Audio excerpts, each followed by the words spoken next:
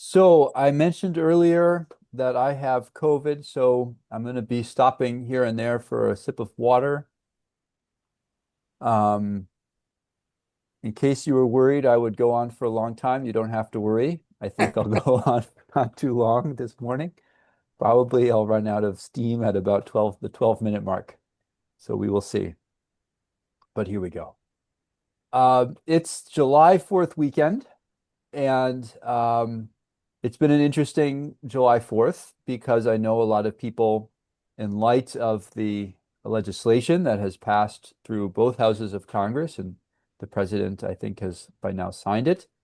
We do question who we are and where we are going as a country, that we thought this was a country of care and concern, or at least a country that tried to be here and there, a place that looked out for other people. And then we discover that, in fact, we're looking out just for wealthy people.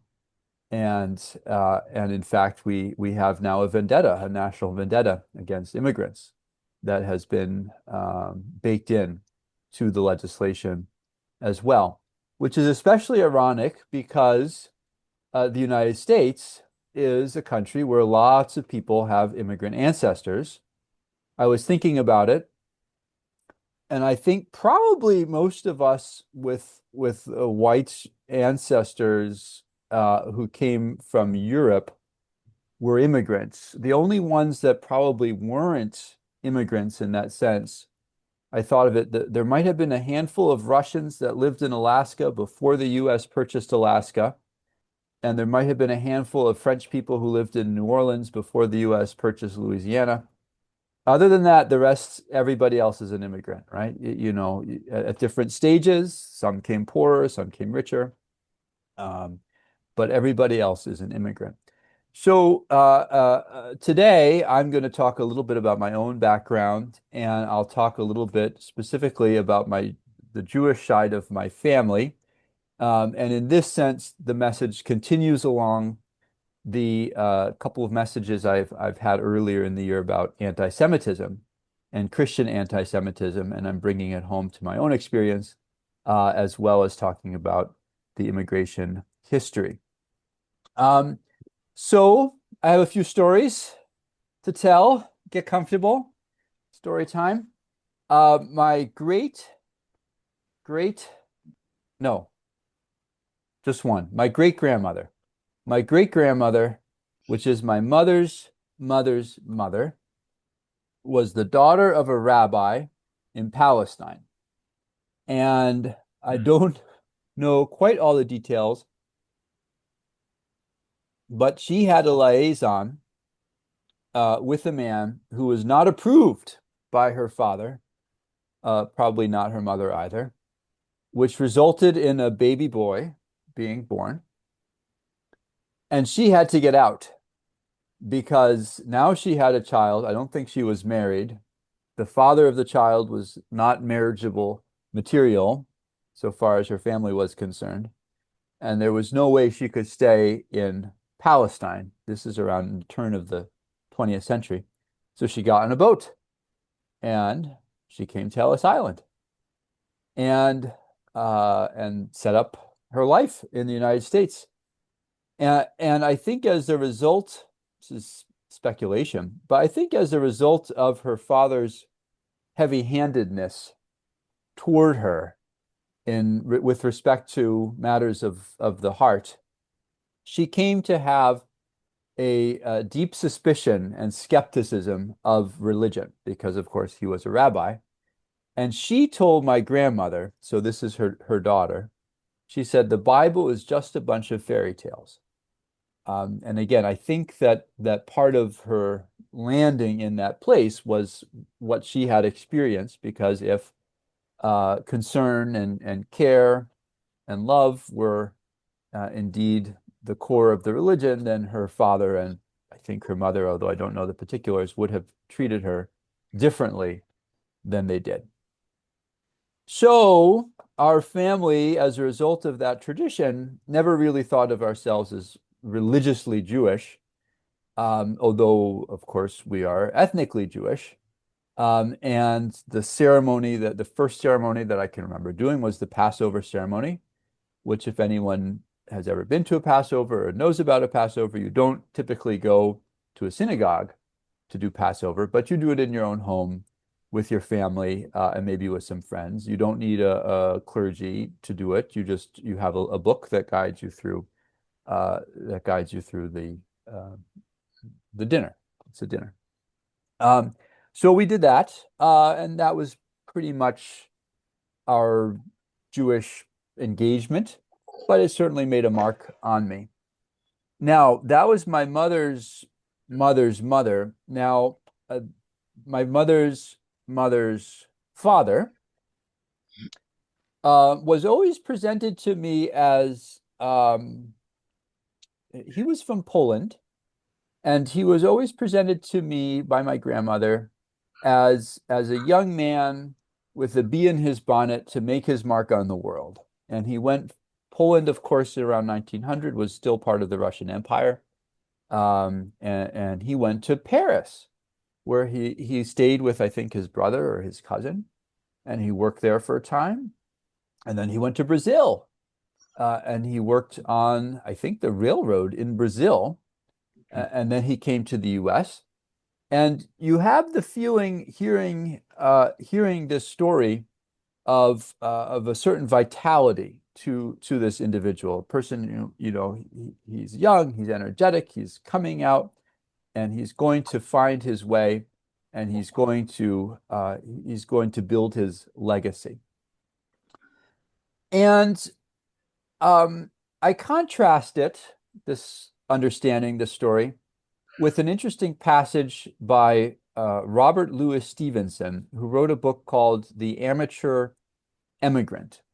And he took a boat across the Atlantic and he described the people that he was in the boat with. And he said that his preconception of who the immigrants would be, young families, young men, maybe young couples coming out to find their way and to establish their new life in America.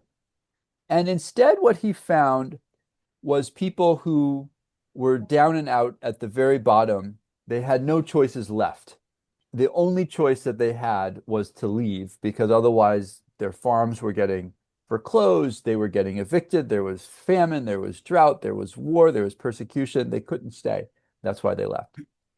And our two Bible readings this morning, I think, can give us an interesting framework for thinking about these two different lenses for viewing the immigrant ancestors, those of us who have immigrant ancestors. You could look at the Luke, and you could look at people going out by twos and twos, going into the world. The harvest is bountiful, but the laborers are few. They go with this almost joie de vivre as they embark on this journey. They have the gospel message inside of them. They have this sense of good news, and they will be spreading and sharing this energy as they go forth into the new world. On the other hand, let's take a look at Naaman.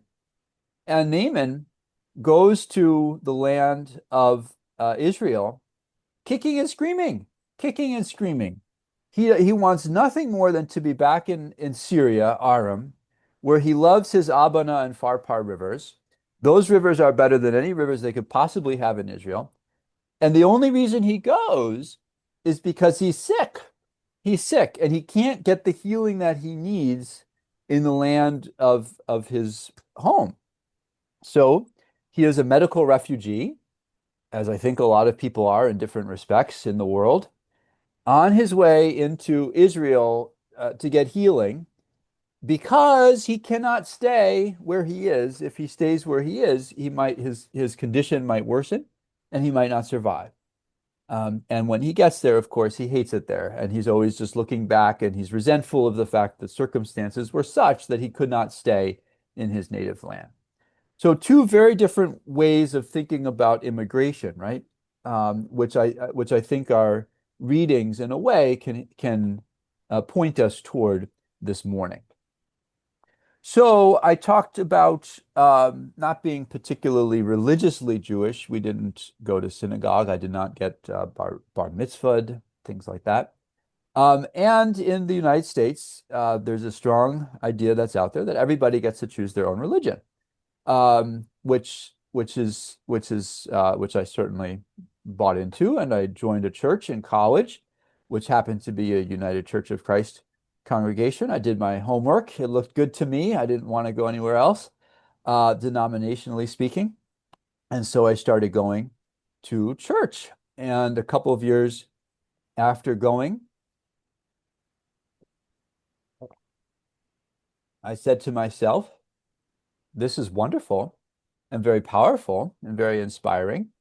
Maybe I can be part of the team that makes it happen. And I went to seminary. Um, I could talk a lot about seminary in general, but today I'm going to just lift up a few different moments that happened while I was in seminary that interconnected with my Jewish ethnicity in ways that I never could have predicted. The first thing that happened was literally orientation week. Somebody came up to me, introduced herself, and then said in an offhanded way, "You look like you should be in rabbinical school rather than in seminary." I don't think she meant anything by it, but I think the point was, an ethnically Jewish person or partially Jewish person, whatnot, um, you should be more a rabbi than a minister. I didn't take great offense. I just sort of tucked it away somewhere. And then I continued on with my orientation. And at seminary, especially ecumenical seminary, everybody wants to know what denomination you are because that's how you decide what the pecking order is and which denominations are the coolest and which denominations are less cool and which denominations are far out there. But if you go around saying, "What denomination are you?" there's a certain coarseness about it. It feels too partisan. So instead, everyone goes around asking the exact same question, but they frame it as this. They say, "Oh, and what tradition are you from?" And the answer is still Baptist, Methodist, Presbyterian, Episcopal, Church of Holiness, whatever. It's still the same answer, but you frame it as tradition and it has this softer edge to it. Well, how do you answer that question if it's not really your tradition? You just started going 2 or 3 years ago to the United Church of Christ. So there again, I had this moment where I felt like an imposter because my tradition, if I were to answer that question fully, would be a much longer discussion, would involve all these different trajectories and strands, and wouldn't really answer the question of what my denominational affiliation is, because the denominational affiliation was a tradition I had only recently joined, and I didn't particularly feel that I was a representative in any way of the tradition going back centuries before I joined. I just thought it's a denomination that I'm a part of. I don't stand in the tradition, so to speak. So that was a question that was very off-putting for me, as I didn't maybe notice it quite as much at the time, but it certainly impacted me. And then as I got into seminary, every so often, actually fairly often, at least once a month maybe, somebody would have a point that they were making in a class, maybe theology, maybe ethics, and they wanted to talk about bad people.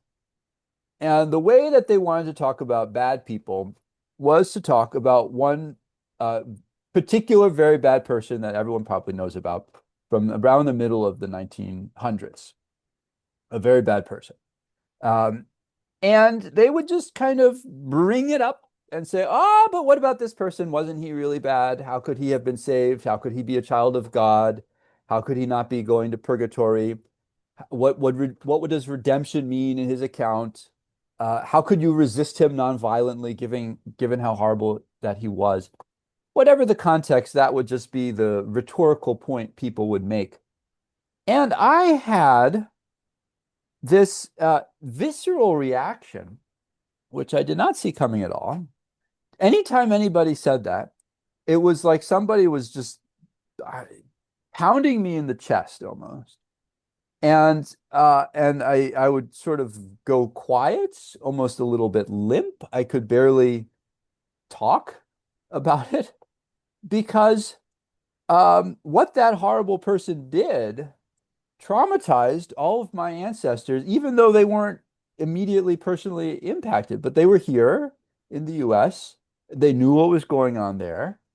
And that trauma has worked its way through the generations. And it's not something you could just lift up and talk about and then put away and go on to some other thing. If you're going to talk about it, it has to be done with some delicacy and some awareness, and it shouldn't just be an example among others.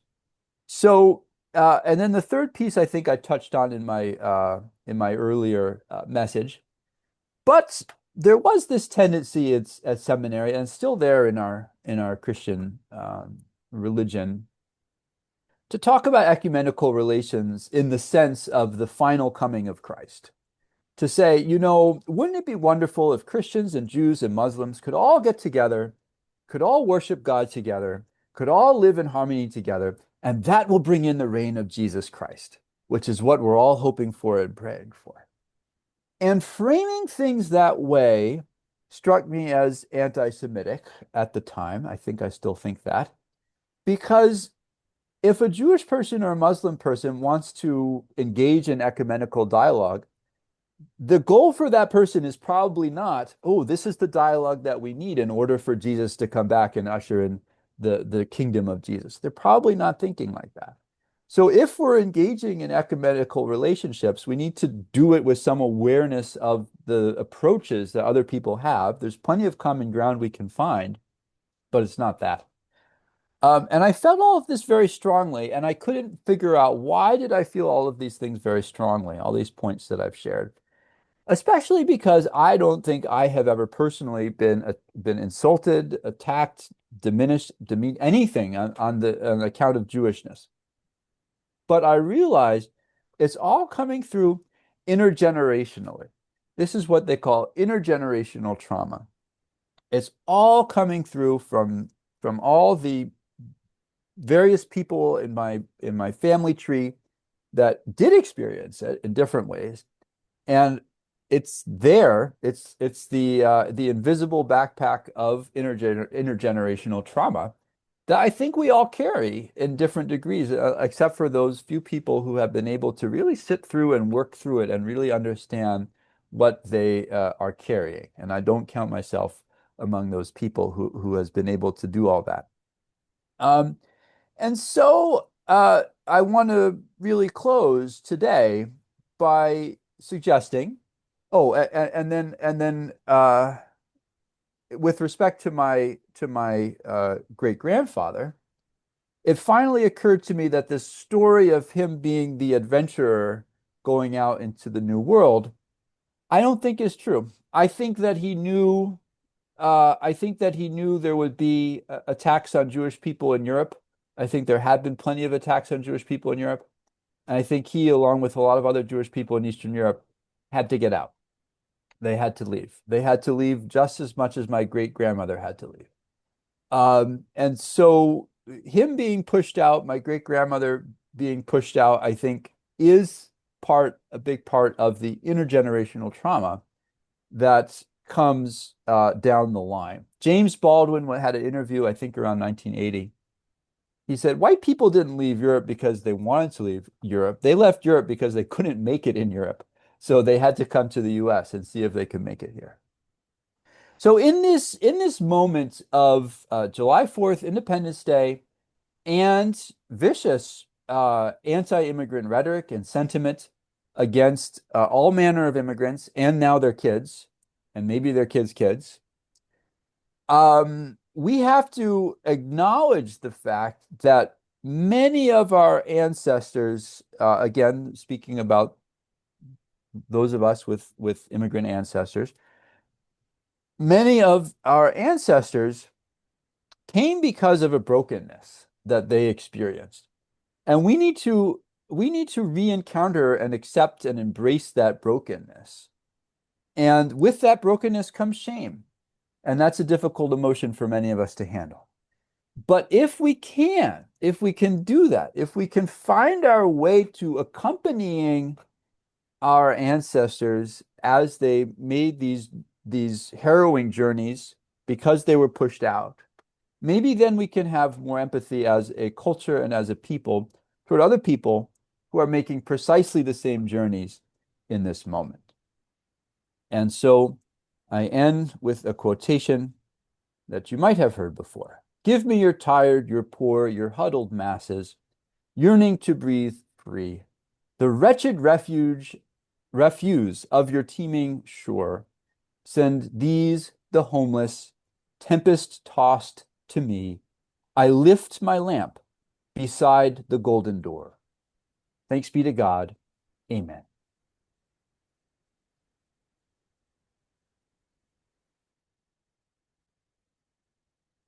Thank you. Amen. Thank you. Yeah.